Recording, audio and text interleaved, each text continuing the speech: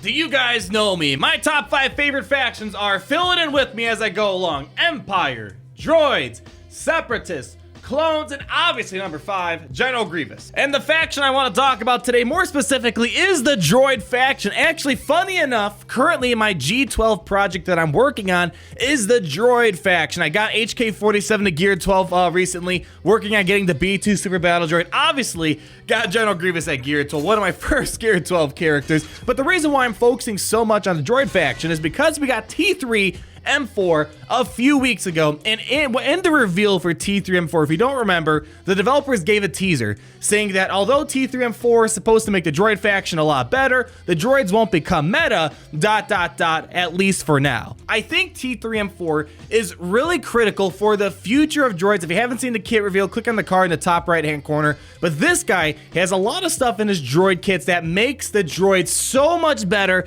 in Arena. So today I like to make these videos showing the progress of droids, how much better they're getting over time with the addition of new droids, and T3-M4 allows us to beat some difficult teams that droids weren't able to beat before. Now, the first team we're going to show is this classic Palpatine and Vader, Cyan, Nihilus, and Thrawn lineup. Although not the most difficult Palpatine lineup to beat, it's the most popular team in the meta still because not everyone has Darth Tray, so it's still a very relevant team to test, and it really highlights how far the Droid Faction has come because it is still a difficult team to beat. So we're gonna go into battle with HK-47, a full droid team. Now, generally, if you want the best all-around droid experience to be a variety of things, usually Jedi Training Wraith, a bunch of droids is the best in my opinion, but HK-47 is gonna give us a lot of bonus attacks, which is very good for this Palpatine lineup that we're gonna battle right here. So BB-8, he gives all the bonus turn meter to our droids, so they're super quick. Because of Imperial Probe Droid, target lock prevents buffs on enemies. That was actually a great beginning. As you saw, Darth Now's got whacked with an extra target lock because every time T3-M4 takes a turn,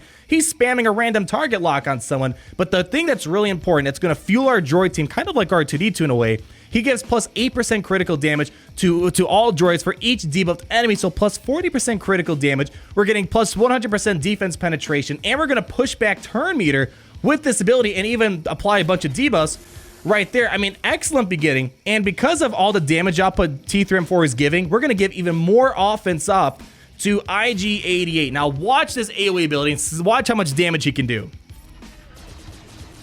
My goodness, 39,000 damage on an AoE ability. That's crazy. Now watch the basic attack right here. 62,000 damage. I mean, I'm trying to think really hard, but I haven't seen these kinds of numbers at all in Galaxy of Heroes history when it comes to Arena. I mean, obviously you can get some big numbers in the raid, but doing this in Arena is huge. I actually just want to keep working on him. Let's see. Come on, we should be able to take care of... look, I mean, everyone's pretty much in trouble on the other team. We're going to get rid of Nihilus right there. I'm going to get rid of Palpatine right here. Watch how much damage we can do. 43,000 damage like it's no one's business. Let's just keep getting some secret intel applying. Let's do this, get some expo. Oh my goodness, 14,000 damage just from Imperial Probe Droid's basic. Probe Droid's never been a crazy damage there, but now I can auto it. I mean, this is just crazy how much damage this team can do between the huge amounts of speed from BB-8, between the damage output from T3-M4 being granted to the other team. Now we're kind of stuck between Cyan, but I mean, we should do perfectly fine. Come on, people, focus on Thrawn. Focus on Thrawn. Wrong people. Go to Thrawn. All right, they're gonna hit Thrawn now, hopefully. But I mean, everyone's got such an important role here. I mean, now we just got to deal with Cyan being a bit of an annoyance, but this shows a droid team. Most of these characters are pretty easy to access. I mean, T3-M4, you only can get him at 3 stars, but the thing that's so important about T3-M4 is mainly just his unique ability going to full swing. And here we go. It should be done right there. A full droid team wiped across the table, across the floor, whatever you want to wipe Palpatine across the floor with the full droid team. That shows how far droids have come, and it's mainly because of T3-M4 just kind of fueling this team, and that's why I think droids have the potential to really cross the boundary to be a very deadly team in the future. So let's move on to another battle here. Now, Palpatine, that's really going to be the pinnacle for that droid team. If once there's Trey on the other team, droids do struggle, but Jedi Training Wraith is another popular team that you see out there in Territory Wars, and sometimes in Arena. And because we both have BB-8, I'm going to go first, even though we're both modded at an equal level. I have more droids, so I get to have more bonus turn meter. We got some target lock. Was hoping we got the target lock a little bit too late, but let's go apply some negative status effects right there. Let's give IG-88 all the all the extra offense right there. All right, this could be huge. Here we go. Oh, Rey just got obliterated on the other team. Can I get rid of Jedi Training Rey? Holy cow, I was not expecting that. Wow. We are dismantling this team. Oh, this is a you have 2 legendary characters, you have a hero's journey character, and you got a purple-haired lady, and we're just like taking them to town right now. Oh my goodness, this is insane. Come on, big damage, 23,000. That should finish up art. Wow. I'm kind of a lost for words. I wasn't really expecting to make this. Wow, that was clean sweep right there. I mean, Jedi Training Rey is not an easy team. She's arguably probably the 3rd best team out there right now. And wow, we just mowed them over with some rusty old droids. Again, because of T3-M4, we were able to do some big damage out the gate. Again. I can't stress enough, I think droids are so close to being something very good in this game. Now, I kind of find it funny because droids are able to beat the number 2 overall team in the game, which is Palpatine Vader, able to beat the number 3 team very easily. Oh, that was a bad beginning. I was hoping he didn't get stunned. But we're able to beat Jedi Training Rey teams very easily, as we saw. But when it comes to this number 4 and number 5 team, with Commander Luke Skywalker and Rebels, it's actually kind of difficult. Let's watch, because we have a lot of AoE damage, but they have a lot of counterattacking high damage, which is kind of a big problem here. I was hoping we'd be able to pass over the offense up over to IG-88, but it didn't happen. Let's see how much damage we can do here.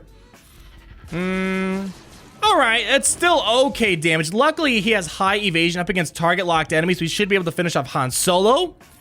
All right, 50,000 damage on a basic. I mean, that's crazy bonkers damage right there. I mean, the thing that droids are lacking him, the damage output's there, as we see. IG-88 brings the spicy meatballs to the battle. What we're missing is good defense, a good taunting tank. L337, she's more of a scoundrel taunting tank. I don't quite see her as the droid taunting tank. I mean, BB-8's trying his best, but what we need is like a droidica, someone that has like a lot of shields. I can imagine droidica being a good taunting tank because the shield probably represents a lot of protection if it was translated into this game. Now I'm kind of stuck here. I need to get target lock over on Baze over there. All right, we got offense up. We should be able to do it. Let's see. Come on, can we finish off Chirrut? Let's see. Come on, big hit. Ooh, not enough. But Probe Droid hopefully will be able to rip that off, rip that taunt off, so we can go finish off Chirrut. Come on, get us some target lock. Oh, we're not ready for a buff removal right there. So we're kind of stuck. See, this team, the Rebel team, they have good offense and good defense. Come on, let's see. Can we get rid of Chirrut back there? Oh, come on, so close. Only 13,000 damage. Ah. I want to get rid of Chirrut. There we go. All right, so we're able to win, but this is a lot. I mean, it's funny. I didn't struggle nearly as much against Palpatine, not against Jedi Training Rey, but this was a bit more difficult because the droids have all this huge AoE damage output, but in response, heavy counterattacking teams like Commander Luke Skywalker come back and give you a punishment for doing that. We're able to beat them. Now, as I kind of said, I don't want to oversell the droid's potential. The potential is increasing, but there's still that issue of Darth Trey. Darth Trey is the best character in the game right now for Arena, so I'm not expecting droids to take her on. If she's leading, big trouble for droids because droids attack out of turns such as BB-8. They also get buffs out of turns from BB-8 and T3-M4, so that doesn't work at all. Second problem is Darth Trey allows Sith to self-cleanse. Most overpowered Zeta in the game right now, so all those debuffs you're applying, target lock to stop Cyan from taunting, to stop the health regeneration, to stop the protection regeneration, and all that other stuff, Darth Trey is going to let them self-cleanse, and all the ability blocks too, very important, since they're just going to self-cleanse that self, and also because they're self-cleansing the debuffs, your damage output from T3-M4 isn't going to be as significant. So just want to let you guys know, haven't had too much success against Darth Trey, but the droids are increasingly becoming better over time, so maybe a rework of HK-47, the addition of maybe a cleansing, taunting tank such as Droidica, I don't know. There's a lot of potential, and the teaser from the developers about the droids becoming meta ... sometime in the future, I think I'm getting really excited because as we see, the damage output's there. We just need some more updated abilities for characters like HK-47 and some other nice additions to the Droid Faction, but I think they're getting really close to a very competitive level. You guys let me know down below, what are your thoughts of T3-M4 and the droids? T3-M4 is an excellent stepping stone for droids to get a lot better in Arena, so you guys let me know down below, what would you like to see to make the droids even better? General Grievous. Thank you guys so much for watching. If you did enjoy the video, go ahead and leave me a like, comment down below, and subscribe so you're not missing a thing. And until the next video. Party Richter, Party Richter. Down, down, down, down. Party Richter, Party Richter. Son of a bitch. Party Richter, Party Richter. Down, down, down.